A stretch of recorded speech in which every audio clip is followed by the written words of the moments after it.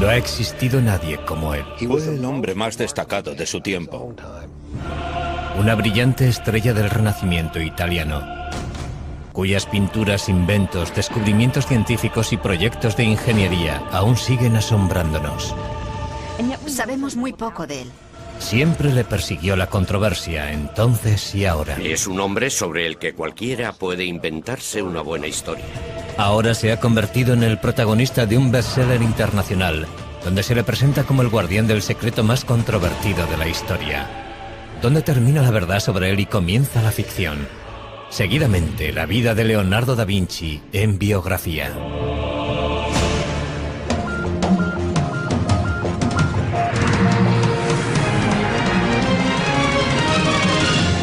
Biografía. Leonardo da Vinci. Jesús, María Magdalena, la Iglesia, sociedades secretas, el Santo Grial y Leonardo da Vinci. Esos son los ingredientes principales del Código da Vinci, el multimillonario éxito de ventas escrito por Dan Brown que ha despertado una gran controversia. En la novela se ofrecen reinterpretaciones revolucionarias de obras de arte y arquitectónicas reales, con lo que el autor consigue difuminar la línea que separa la realidad de la ficción. Induce a pensar que las opiniones expresadas por Dan Brown sobre algunas obras de arte son realmente ciertas. Hoy analizaremos gran parte de esas obras creadas por Leonardo da Vinci, centrándonos especialmente en La Última Cena. ¿De verdad contiene esta obra maestra lo que dice el libro que contiene? Es indudable que hay pistas ocultas en las obras de Leonardo da Vinci. Pistas que nos ayudan a saber quién era, en qué creía y por qué continúa siendo una de las mentes más fascinantes que ha conocido el mundo.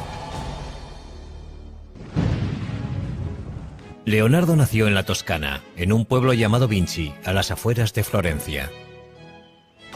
Cuando nació Leonardo, Florencia era el centro del centro de Europa. En todos los sentidos. Era sin duda el centro artístico y también el centro cultural de Europa. Pero Leonardo da Vinci nace en unas circunstancias complicadas.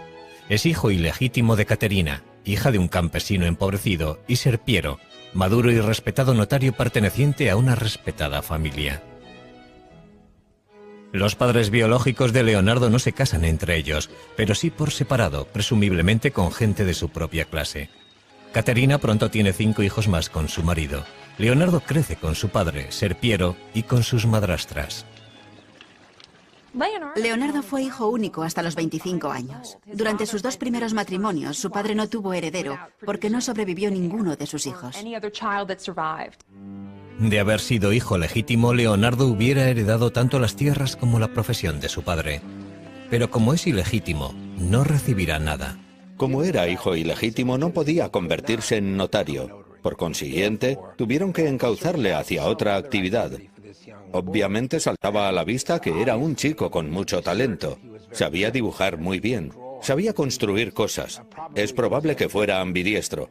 Así que cuando vieron que le interesaba el arte, le animaron a que siguiera por ese camino, puesto que no había ninguna otra alternativa. Leonardo pronto se siente fascinado por la naturaleza. El agua, las plantas, los árboles, los animales, todo despierta su curiosidad. Años más tarde, Leonardo aseguraría que la naturaleza es la mejor maestra.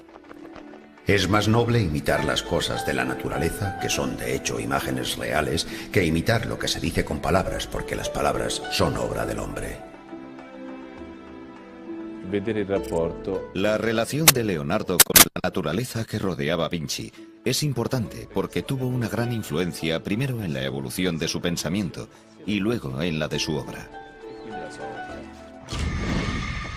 Siendo aún adolescente, se traslada a Florencia con su padre, y allí se le presenta la oportunidad de pulir su talento al entrar de aprendiz en el taller del artista Andrea Verrocchio.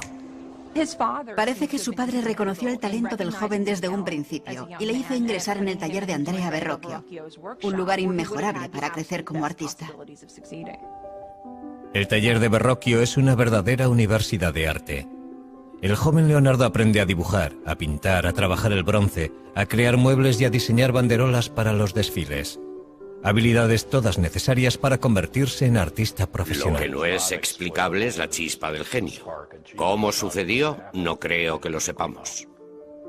Son las familias ricas y poderosas de Florencia las que encargan las obras de arte que produce el taller de Verrocchio, sobre todo la familia más importante de la ciudad, los Medici. Siempre desempeñaron un papel principal, encargando ellos mismos las propias obras o facilitando la creación de este ambiente de aprendizaje y orquestando los encargos de obras de arte en colaboración con sus amigos. Leonardo puede ver muchos proyectos excepcionales en el taller de Verrocchio. Una de las cosas más interesantes que hizo, o que al menos observó, fue la colocación de una bola dorada en la cúpula de la Catedral de Florencia. Tenía 5 metros de diámetro y fue un verdadero desafío tecnológico. La bola, 2 toneladas de cobre dorado.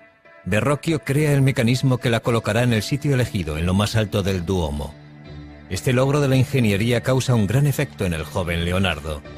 Durante el resto de su vida le interesarán tanto los retos técnicos como los artísticos.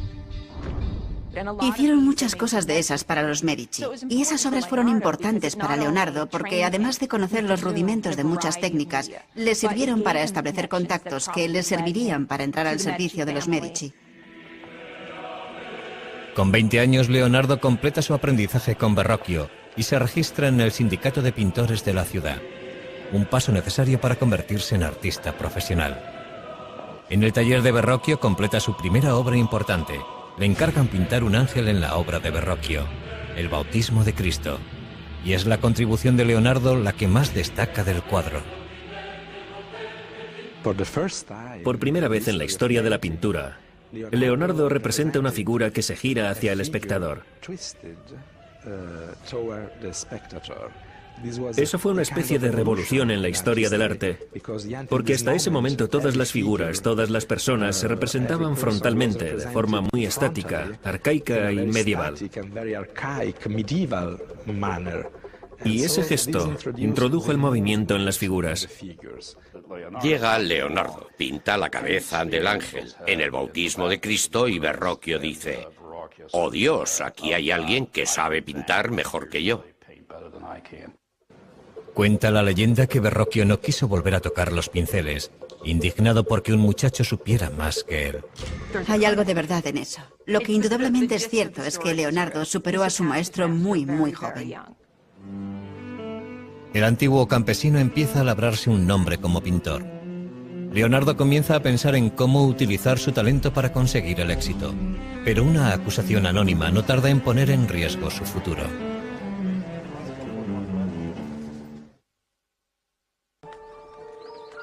Leonardo da Vinci tiene ahora 24 años y ya ha pasado de ser considerado el hijo ilegítimo de un notario a convertirse en un artista legítimo. Es un prometedor artista florentino a la altura de Botticelli, Ghirlandaio y Rafael.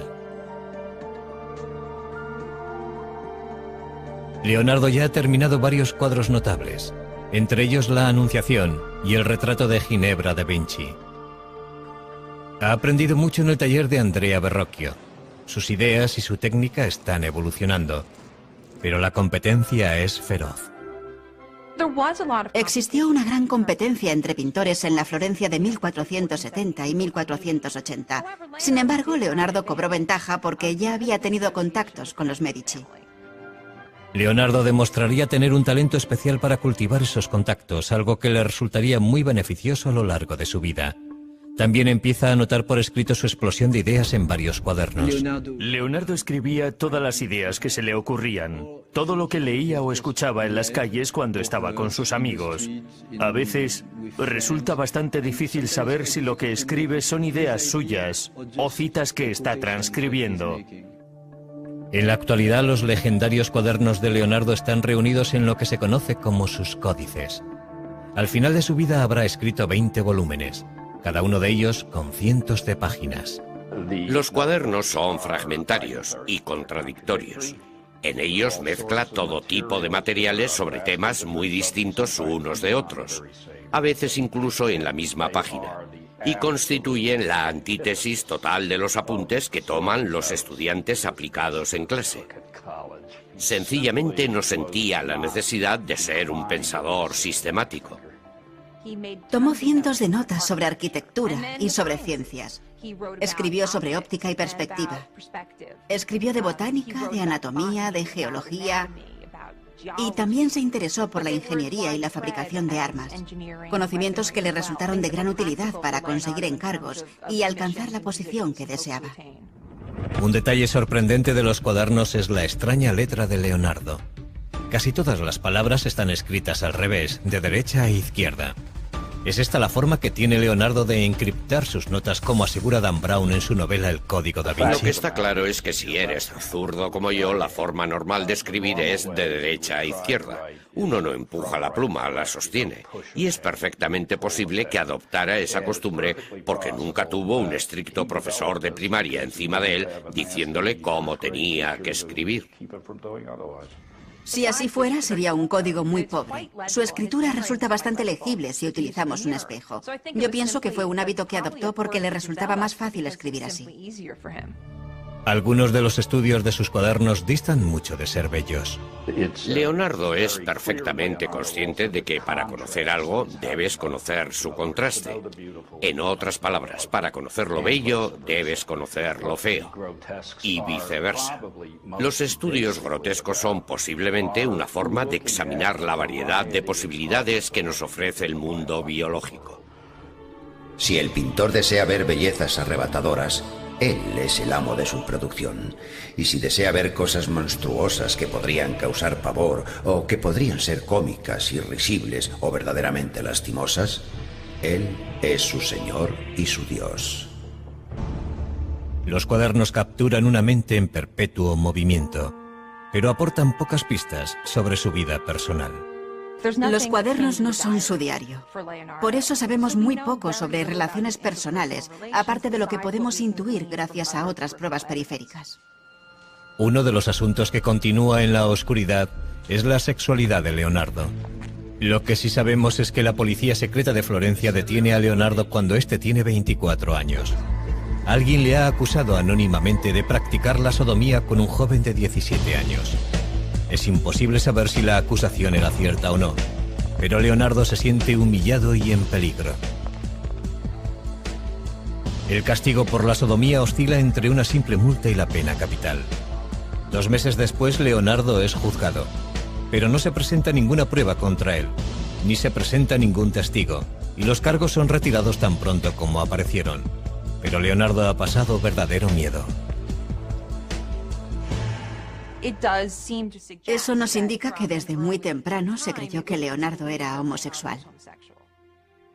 Es muy posible que mantuviera algún tipo de relación con hombres.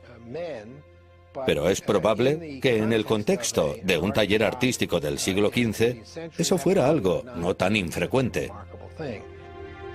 Sin embargo, parece que en sus escritos, Leonardo desdeña el sexo en general. El acto de la cópula y los órganos que intervienen en él son tan feos que si no fuera por las caras y los adornos de los actores y los impulsos que les mueven, la raza humana desaparecería. A medida que fue madurando, se desinteresó por completo del sexo. Estaba totalmente concentrado en su misión como artista y científico. Estaba por encima del sexo. Leonardo abre su propio estudio en Florencia en cuanto retiran la acusación. Pero la violencia no tarda en adueñarse de la gran ciudad renacentista. Un sangriento golpe de estado planeado por el Papa y un colaborador amenaza con derribar a los Medici.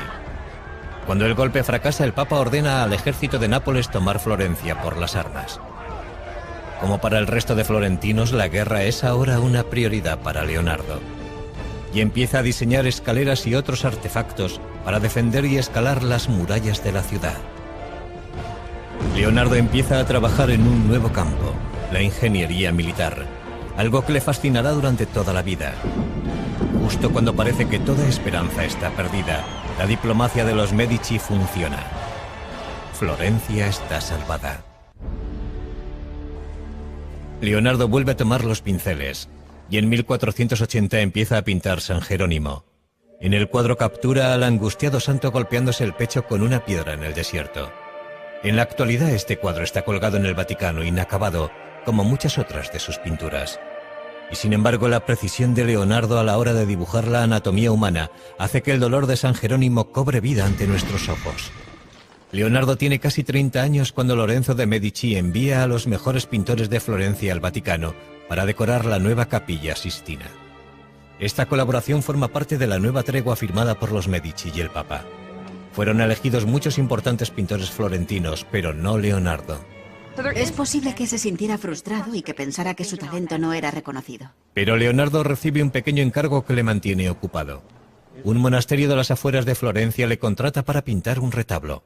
El tema, la adoración de los magos. Leonardo tuvo que estar desesperado para firmar el contrato de este proyecto. Además de tener que pagarse él mismo los materiales, el contrato establecía que si no lo terminaba antes de 30 meses no le pagarían absolutamente nada. La composición de la obra es tremendamente ambiciosa, pero Leonardo supera todas las dificultades y el resultado final es impresionante. Es una revolución artística. Uno percibe que Leonardo está inventando un nuevo arte. Es probable que fuera demasiado nuevo incluso para él, y que por eso lo dejara sin terminar. Y sin embargo, es posiblemente la primera pintura realmente moderna de la historia. La estructura triangular del grupo que está en primer plano se convierte en un principio indiscutible del arte del Renacimiento. También destaca su énfasis en la diversidad. El viejo, el joven, el calvo, el barbado. Y la idea que anota más tarde en sus cuadernos de que hay que pintar la figura humana de los huesos hacia afuera. Si nos fijamos en la parte derecha de la pintura, vemos a un hombre anciano, pero uno juraría que es una calavera. En uno de los extremos del retablo vemos a un joven con la cabeza vuelta hacia el exterior. Se cree que es un autorretrato de un Leonardo de 29 años. Leonardo dedica muchísimo tiempo al retablo y sin embargo no consigue terminar la adoración de los magos. En el Código da Vinci, que después de todo es una obra de ficción, Dan Brown habla de la adoración de los magos, insinuando que se ha producido un gran descubrimiento bajo cientos de años de pintura. La realidad es un poco diferente. Lo cierto es que hace varios años retiraron la obra de donde estaba con la intención de restaurar la pintura. Y por lo que sabemos no se encontró ninguna modificación ni nada subversivo debajo de la pintura, aunque sí parece que la obra pudo haber sido retocada con posterioridad a la fecha en la que fue pintada. En la actualidad la adoración de los magos está expuesta en la Galería Uffizi de Florencia. Sin restaurar y dependiendo de a quién creamos, igual que como la dejó Leonardo. Parece que Leonardo no terminó este cuadro porque le distrajo algo que ocurría fuera de las murallas de Florencia. Algo que pondrá a prueba su habilidad, pero no como pintor. Con la esperanza de olvidar las dificultades de Florencia, Leonardo da Vinci decide trasladarse a Milán. Milán es la más septentrional de las ciudades-estado italianas y por consiguiente vulnerable a invasores extranjeros. A diferencia de Florencia, Milán es un centro de producción de armas y de tecnología militar. Leonardo confía en que aquí se le presenten nuevas oportunidades. Pero antes debe entablar relaciones con el hombre más poderoso de Milán, el duque Ludovico Sforza, el Moro. Leonardo llegó a Milán con poco más de 30 años. Abandonó Florencia porque se sentía bastante infeliz allí, pero también porque se entera de que Ludovico el Moro quería construir una gran estatua para honrar la memoria de su padre. Leonardo le escribe una atrevida carta al duque ofreciéndole sus servicios, no solo como pintor, sino como ingeniero militar. Haciendo gala de un descaro increíble, Leonardo asegura que es capaz de hacerlo todo. Principalmente el duque necesitaba fabricar pertrechos militares, armas ofensivas y defensivas. Y Leonardo le dice que él es el hombre que necesita. Y lo que resulta muy interesante es que en medio de la carta empieza a hablar en futuro. Y le deja caer que todavía no ha hecho nada de lo que dice que puede hacer. Pero eso nos demuestra que Leonardo sabía cómo promocionarse. Y al final de la carta le dice, por cierto, también puedo crear arte. Puedo hacer el monumento ecuestre en recuerdo de vuestro padre. En su carta, Leonardo propone diseños de fortalezas y técnicas para la fabricación de cañones y máquinas para sitiar ciudades. Uno de sus conceptos se adelanta cientos de años a su tiempo. Inspirado en el caparazón de las tortugas, Leonardo diseña el antecedente del tanque moderno. Su exterior está hecho con planchas de metal inclinadas para desviar el fuego enemigo. Unas pequeñas troneras permiten a los hombres que están dentro abrir fuego a su vez. La verdadera innovación es su forma de moverse. Un sistema de manivelas y poleas giradas por hombres o caballos pone en funcionamiento sus 4 ruedas. Pero si el tanque hubiera sido construido tal y como estaba diseñado, las ruedas habrían girado en direcciones opuestas y el tanque no se habría movido de su sitio. ¿Un error de aficionado cometido por Leonardo? ¿O un error intencionado para impedir que otros le robaran la idea? Nunca lo sabremos. Entre el resto de sus diseños militares destacan salvajes máquinas de muerte pensadas para diezmar las filas enemigas. Pero no son armas prácticas, sino armas de terror. El duque se fija en Leonardo, pero su primer encargo oficial no es un contrato de defensa. Ludovico Sforza quiere que Leonardo haga un retrato de su amante, Cecilia Gallerani. No era eso a lo que había ido Leonardo a Milán, pero la proximidad al poder suele acabar dando sus frutos. Leonardo encajó muy bien en la corte de Milán. Se sentía cómodo en el ambiente cortesano de la ciudad. El cuadro de Leonardo captura la luminosa belleza de la joven amante del duque. El armiño que lleva en brazos es un chiste visual de Leonardo basado en el apellido de Cecilia, que suena como la palabra griega para designar al armiño.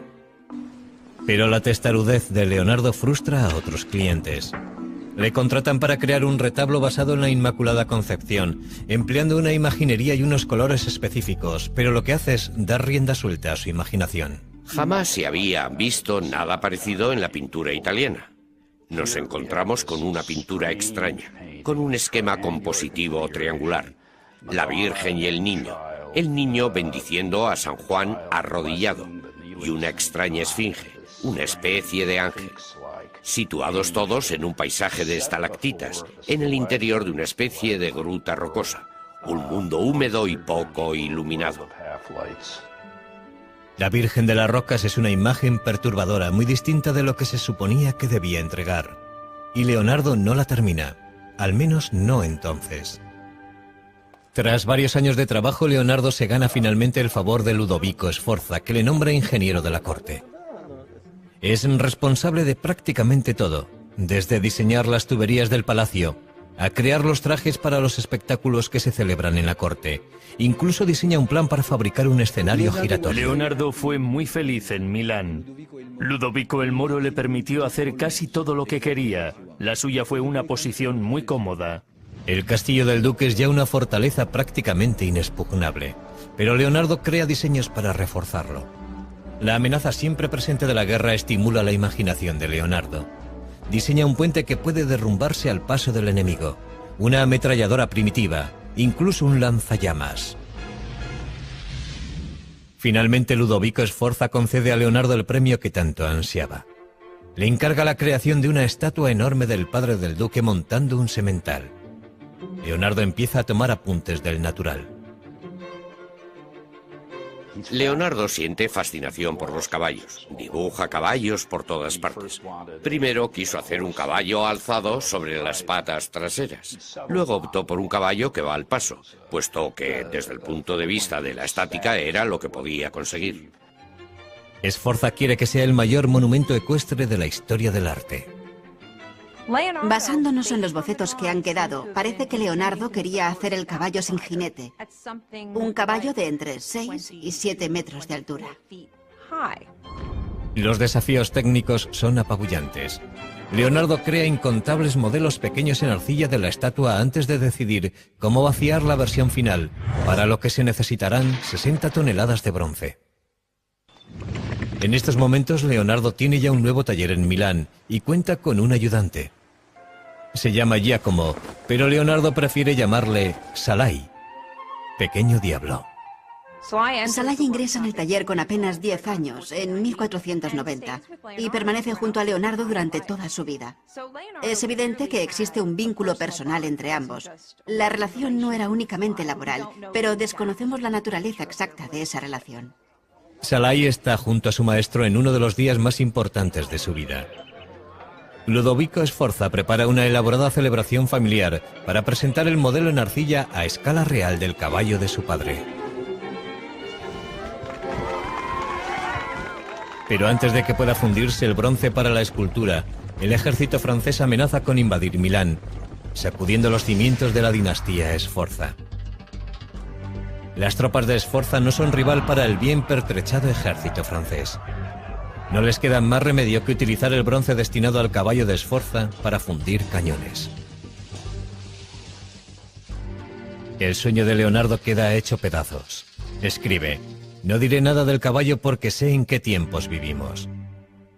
Pero el caballo no es el único monumento de la familia Sforza que el duque le ha pedido a Leonardo que cree. Leonardo estaba también pintando un mural religioso para la iglesia de los Sforza. El tema, la última cena de Cristo con sus apóstoles. Para frustración de todos, pasan años sin que pareciera que Leonardo pudiera terminar la obra. Ludovico Sforza le encargó esta obra cuando estaba decorando el monasterio de Santa Maria delle Grazie, probablemente como preparación para hacer un monumento funerario para él mismo. Por eso le encargó la última cena, una pintura mural para el refectorio, y en la pared opuesta iba a ir la crucifixión, con retratos de él y de su familia. Leonardo crea una composición revolucionaria para decorar la modesta pared de un monasterio. El genio de Leonardo se revela al preguntarse cómo capturo ese momento tan importante en el que Cristo dice: de verdad os digo que uno de vosotros me traicionará. Y ahí se desata un infierno psicológico.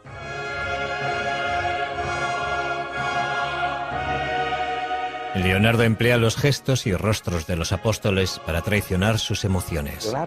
Leonardo intentó representar las figuras de una forma muy natural, muy humana. Quiso representarlas en acciones y actitudes que mostraran los movimientos internos de la mente. En vez de ponerlos a todos en fila, que era básicamente lo que se había hecho en los 100 años anteriores, Leonardo dividió a las 13 figuras en 5 grupos. 4 grupos de 3 personas para los 12 apóstoles y Cristo aislado, formando un grupo separado. Y eso constituyó una innovación muy destacada. Pero algunas de las ideas de Leonardo para la pintura son demasiado revolucionarias. Se le acusa de haber empleado una técnica demasiado pobre en la ejecución de la última cena. Y es probable que eso no sea del todo cierto. La pintura resultó muy dañada debido a la humedad subterránea que se filtró en las paredes, y eso es algo que casi nadie puede controlar. En esa obra utilizó una técnica experimental, y sabemos que 20 años después de su finalización, cuando Leonardo seguía aún vivo, ya la pintura había empezado a resquebrajarse. En el Código da Vinci se dice que Leonardo intentó algo incluso más revolucionario en la última cena. Algo que sería contrario no solo a la Iglesia, sino también a 2000 años de enseñanzas bíblicas. En el bestseller de Dan Brown, El Código da Vinci, novela de la que también se ha hecho una película, se aporta una interpretación sorprendente de la última cena. El Código da Vinci está basado en la teoría de que Leonardo deslizó un mensaje secreto en esta pintura.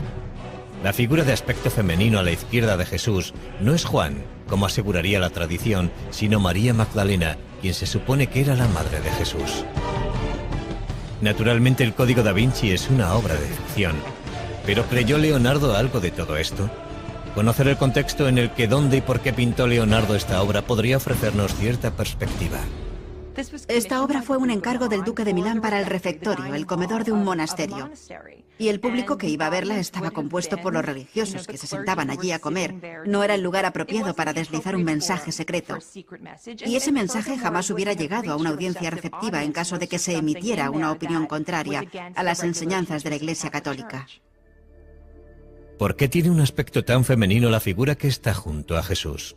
Tradicionalmente, mostrar a un hombre joven con rasgos femeninos, en oposición a las figuras centradas en años que están sentadas a la mesa, era algo completamente habitual. Y si a eso añadimos que es muy poco lo que puede verse en esa pared, como para establecer si ese personaje tiene una figura femenina o un rostro femenino, el resultado es que disponemos de muy pocas pruebas para emitir una opinión.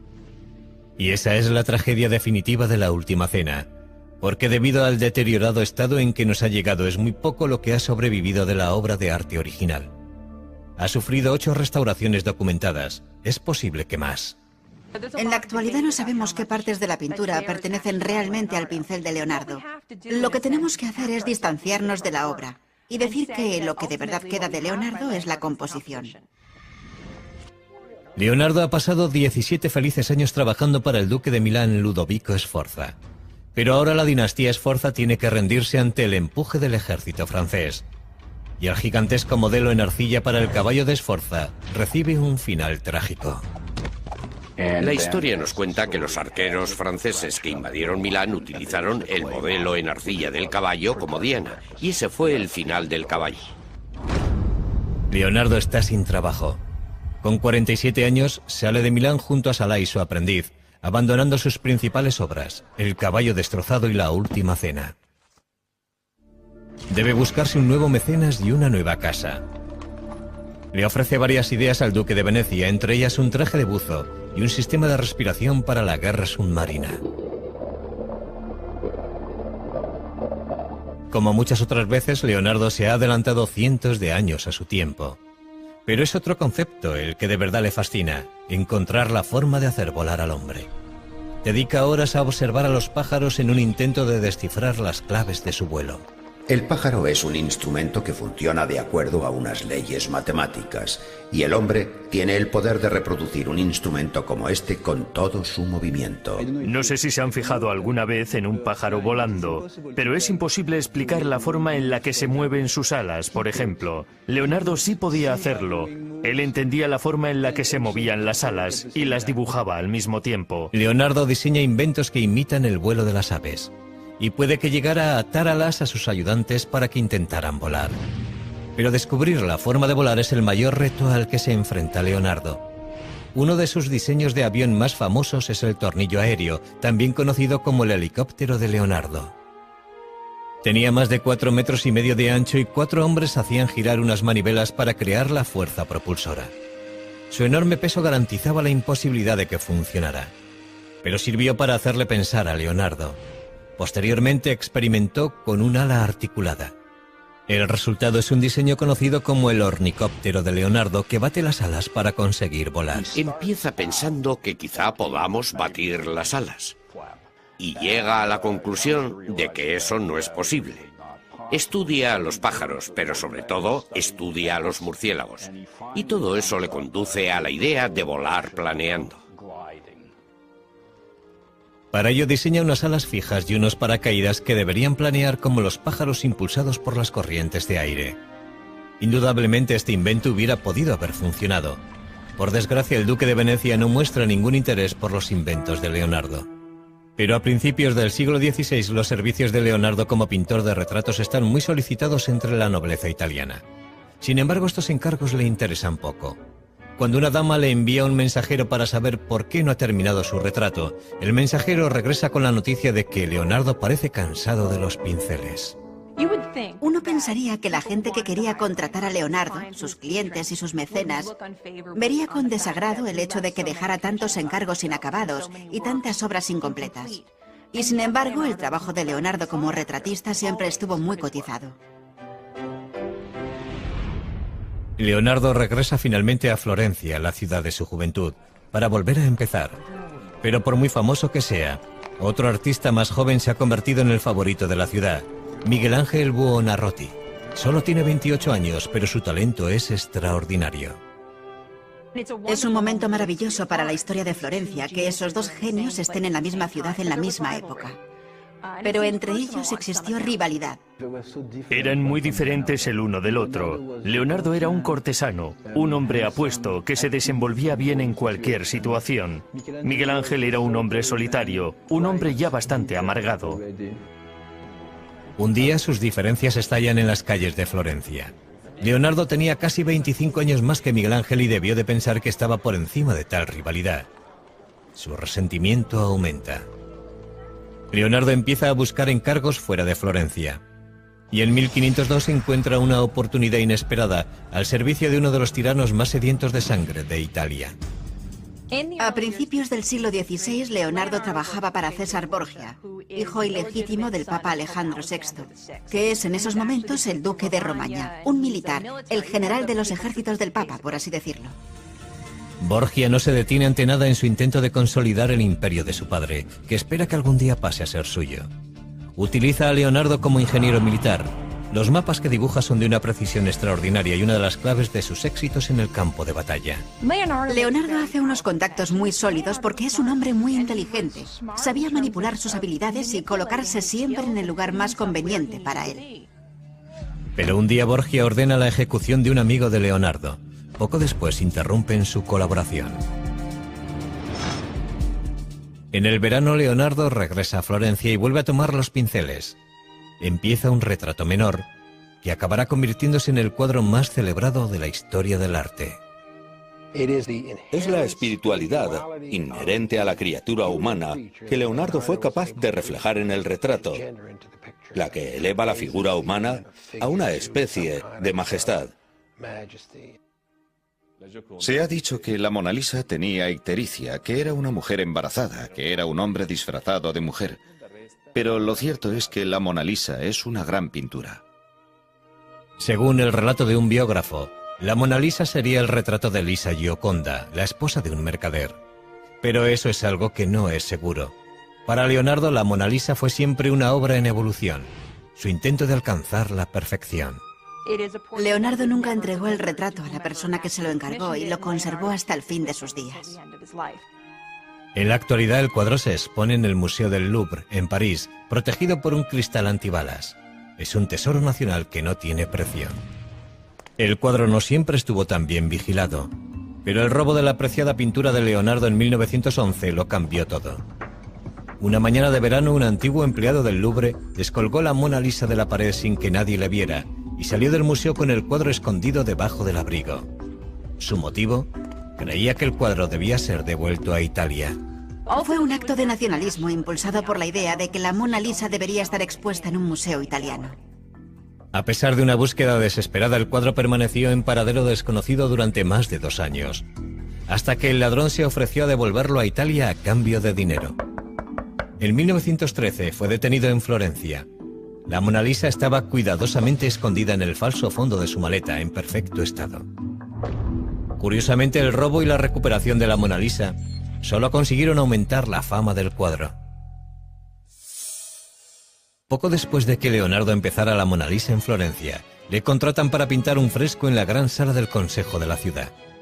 Es con diferencia el proyecto más grande en el que se ha embarcado Leonardo en su vida. Creo que fue un encargo muy importante para Leonardo, pero también fue un proyecto muy arriesgado para él, porque hubiera exigido de un artista que pintara el fresco, y en última instancia no sería eso lo que haría Leonardo. El tema de la pintura es la victoria florentina sobre Milán en la batalla de Anghiari. Conocemos la composición que hizo Leonardo a partir de algunos de los bocetos que se conservan. Pero tras trabajar durante 3 años en el proyecto, Leonardo lo dejó inacabado. No sabemos lo que ocurrió con exactitud. Sabemos que la pintura no se adhirió a la pared y que intentó utilizar una técnica experimental. O puede que el motivo por el que no lo terminara tuviera algo que ver con el artista a quien se le encargó el fresco que ocuparía la pared opuesta, el principal rival de Leonardo, Miguel Ángel. Florencia era demasiado pequeña para los dos. Era o uno u otro. No podían trabajar al mismo tiempo en la misma ciudad. Leonardo acaricia la idea de volver a abandonar Florencia, pero no antes de empezar un nuevo campo de estudio. Parece ser que al Papa no le gustaba que Leonardo se dedicara a hacer disecciones. Era ilegal y, sin embargo, lo hacía.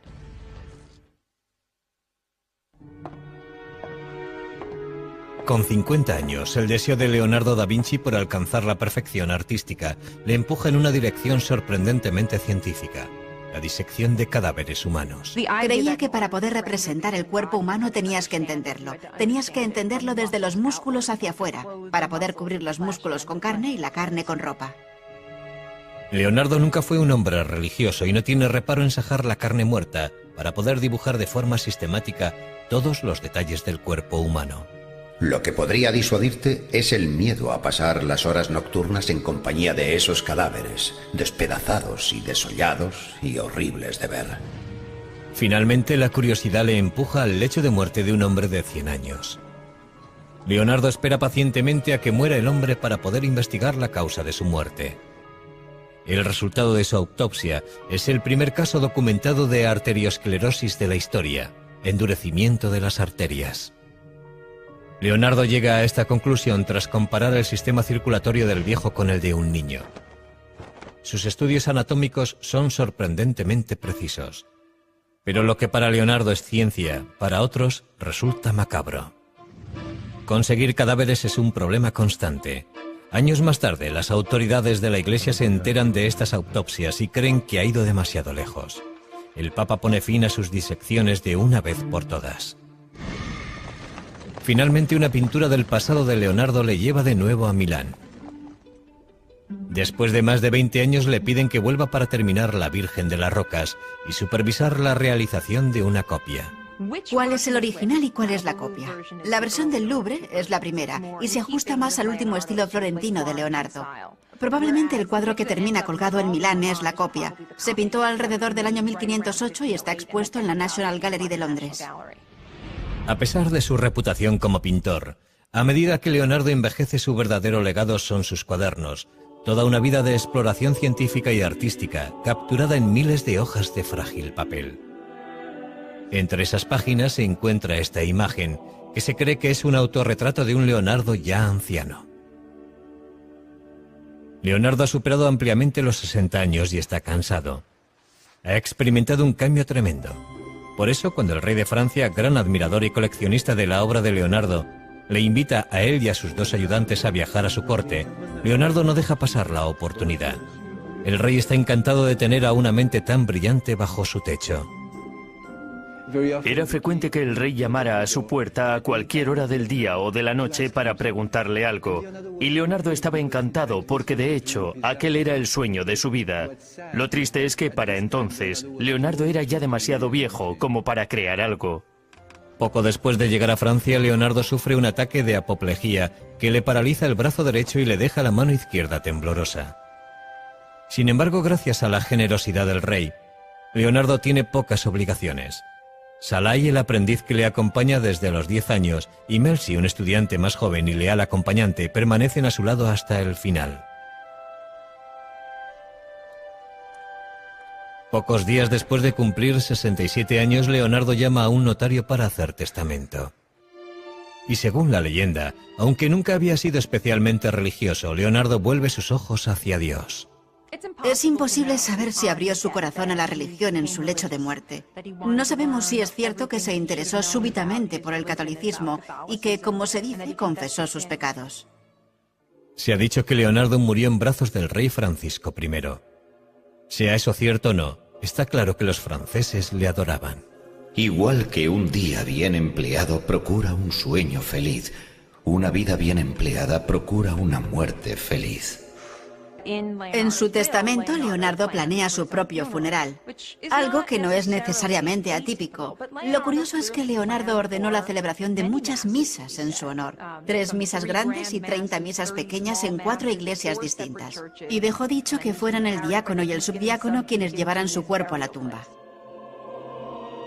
Tras la muerte de Leonardo, las pinturas y cuadernos que obraban en su poder, incluida la Mona Lisa, pasaron a manos de sus ayudantes.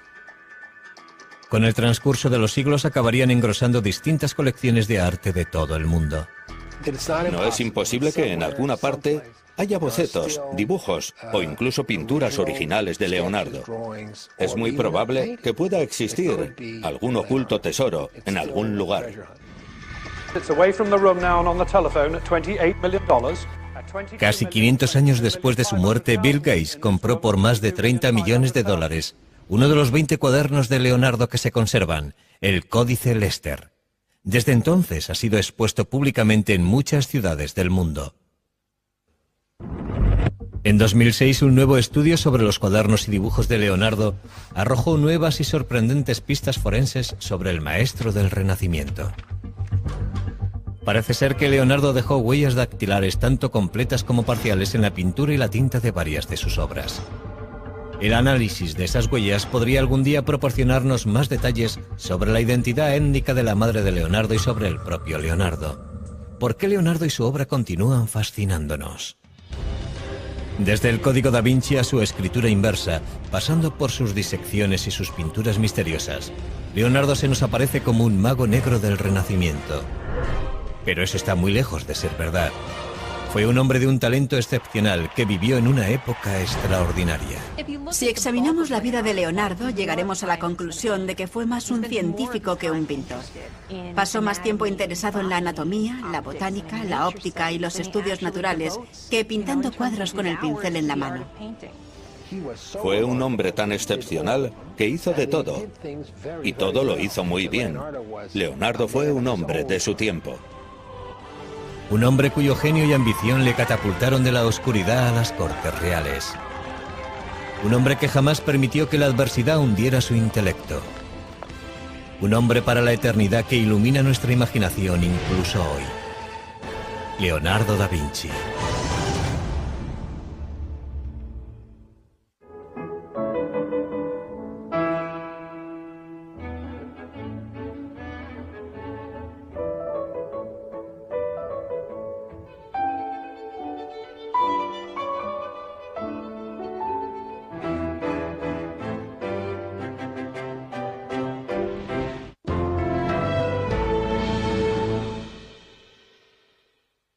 Que hay pistas ocultas en las obras de Leonardo da Vinci. Pistas que nos ayudan a saber quién era, en qué creía y por qué continúa siendo una de las mentes más fascinantes que ha conocido el mundo. Leonardo nació en la Toscana, en un pueblo llamado Vinci, a las afueras de Florencia. Cuando nació Leonardo, Florencia era el centro del centro de Europa. En todos los sentidos. Era sin duda el centro artístico y también el centro cultural de Europa. Pero Leonardo da Vinci nace en unas circunstancias complicadas. Es hijo ilegítimo de Caterina, hija de un campesino empobrecido, y Serpiero, maduro y respetado notario perteneciente a una respetada familia. Los padres biológicos de Leonardo no se casan entre ellos, pero sí por separado, presumiblemente con gente de su propia clase. Caterina pronto tiene 5 hijos más con su marido. Leonardo crece con su padre, Serpiero, y con sus madrastras. Leonardo fue hijo único hasta los 25 años. Durante sus 2 primeros matrimonios, su padre no tuvo heredero porque no sobrevivió ninguno de sus hijos. De haber sido hijo legítimo, Leonardo hubiera heredado tanto las tierras como la profesión de su padre. Pero como es ilegítimo, no recibirá nada. Como era hijo ilegítimo, no podía convertirse en notario. Por consiguiente, tuvieron que encauzarle hacia otra actividad. Obviamente saltaba a la vista que era un chico con mucho talento. Sabía dibujar muy bien. Sabía construir cosas. Es probable que fuera ambidiestro. Así que cuando vieron que le interesaba el arte, le animaron a que siguiera por ese camino, puesto que no había ninguna otra alternativa. Leonardo pronto se siente fascinado por la naturaleza. Lo que hizo, o que al menos observó, fue la colocación de una bola dorada en la cúpula de la Catedral de Florencia. Tenía 5 metros de diámetro y fue un verdadero desafío tecnológico. La bola, 2 toneladas de cobre dorado. Verrocchio crea el mecanismo que la colocará en el sitio elegido, en lo más alto del Duomo. Este logro de la ingeniería causa un gran efecto en el joven Leonardo. Durante el resto de su vida le interesarán tanto los retos técnicos como los artísticos. Hicieron muchas cosas de esas para los Medici, y esas obras fueron importantes para Leonardo porque, además de conocer los rudimentos de muchas técnicas, le sirvieron para establecer contactos que le servirían para entrar al servicio de los Medici. Con 20 años, Leonardo completa su aprendizaje con Verrocchio y se registra en el sindicato de pintores de la ciudad. Un paso necesario para convertirse en artista profesional. En el taller de Verrocchio completa su primera obra importante. Le encargan pintar un ángel en la obra de Verrocchio, el bautismo de Cristo. Y es la contribución de Leonardo la que más destaca del cuadro. Por primera vez en la historia de la pintura, Leonardo representa una figura que se gira hacia el espectador. Eso fue una especie de revolución en la historia del arte, porque hasta ese momento todas las figuras, todas las personas se representaban frontalmente, de forma muy estática, arcaica y medieval. Y ese gesto introdujo el movimiento en las figuras. Llega Leonardo, pinta la cabeza del ángel en el bautismo de Cristo y Verrocchio dice: «Oh Dios, aquí hay alguien que sabe pintar mejor que yo». El agua, las plantas, los árboles, los animales, todo despierta su curiosidad.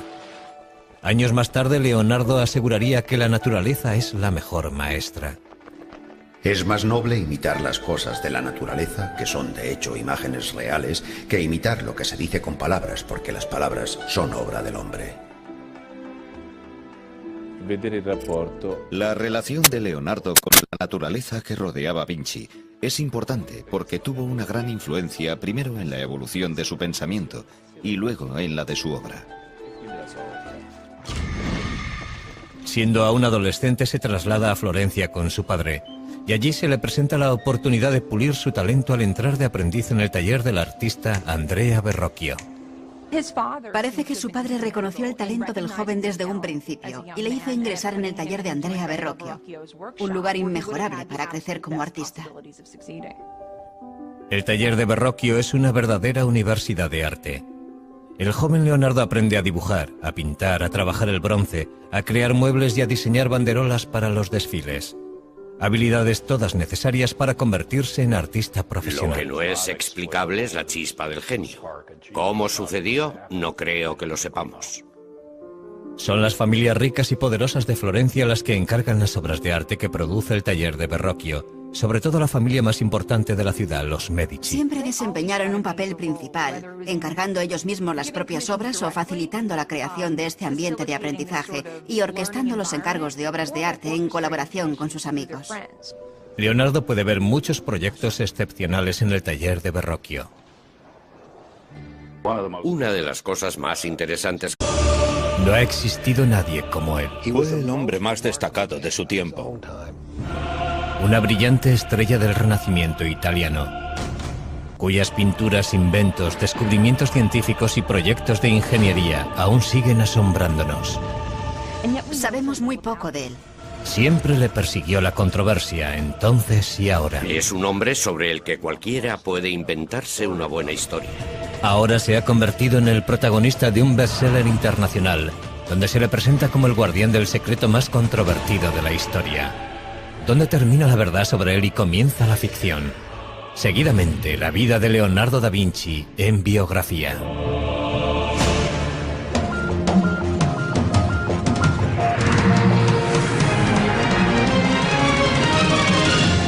Biografía. Leonardo da Vinci. Jesús, María Magdalena, la Iglesia, sociedades secretas, el Santo Grial y Leonardo da Vinci. Esos son los ingredientes principales del Código da Vinci, el multimillonario éxito de ventas escrito por Dan Brown que ha despertado una gran controversia. En la novela se ofrecen reinterpretaciones revolucionarias de obras de arte y arquitectónicas reales, con lo que el autor consigue difuminar la línea que separa la realidad de la ficción. Induce a pensar que las opiniones expresadas por Dan Brown sobre algunas obras de arte son realmente ciertas. Hoy analizaremos gran parte de esas obras creadas por Leonardo da Vinci, centrándonos especialmente en La Última Cena. ¿De verdad contiene esta obra maestra lo que dice el libro que contiene? Es indudable. Cuenta la leyenda que Verrocchio no quiso volver a tocar los pinceles, indignado porque un muchacho supiera más que él. Hay algo de verdad en eso. Lo que indudablemente es cierto es que Leonardo superó a su maestro muy joven. El antiguo campesino empieza a labrarse un nombre como pintor. Leonardo comienza a pensar en cómo utilizar su talento para conseguir el éxito, pero una acusación anónima no tarda en poner en riesgo su futuro.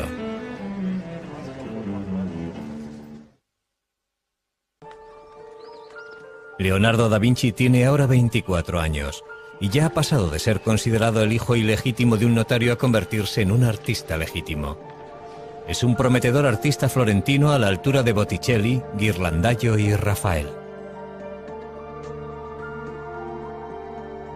Leonardo ya ha terminado varios cuadros notables, entre ellos La Anunciación y el retrato de Ginebra da Vinci. Ha aprendido mucho en el taller de Andrea Verrocchio. Sus ideas y su técnica están evolucionando, pero la competencia es feroz. Existió una gran competencia entre pintores en la Florencia de 1470 y 1480.